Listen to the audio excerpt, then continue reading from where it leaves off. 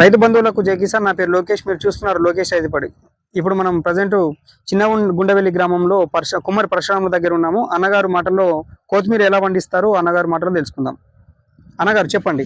మాది చిన్న గుండెవెల్లి గ్రామము వచ్చేసి మేము కొత్తిమీర సాగు చేస్తున్నాము, ఆకుకూరలు. ఎందుకంటే దీనిలో మంచి రాబడి ఉన్నది. ఎందుకంటే మనకి ఇప్పుడు కొంచెం చలికాలంలో కొంచెము ఎక్కువ ఇస్తాము, కానీ ఎండాకాలం వచ్చేసి వర్షాకాలం చాలా రేటు ఉంటుంది దీనికి. ఎందుకంటే మనకు 10 రూపాయలకు 1-2 కట్టలు పోతుంటుంది. అది ఖాళీ చిన్నగా ఉంటాయి. మనకి ఇందులో చాలా బాగా ఉన్నది. ఎందుకంటే మేము ఆకుకూరలు సాగు చేసుకుంటూ దీనిలోనే మేము 3-4 పని చేసుకుంటాం. మా కైకిల్ మాకు పడుతుంది.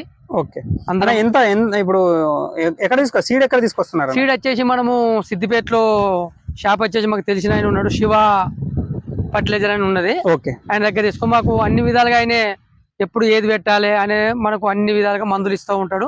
దీనికి మందులు మాత్రం ఎక్కువ ఏముండయి.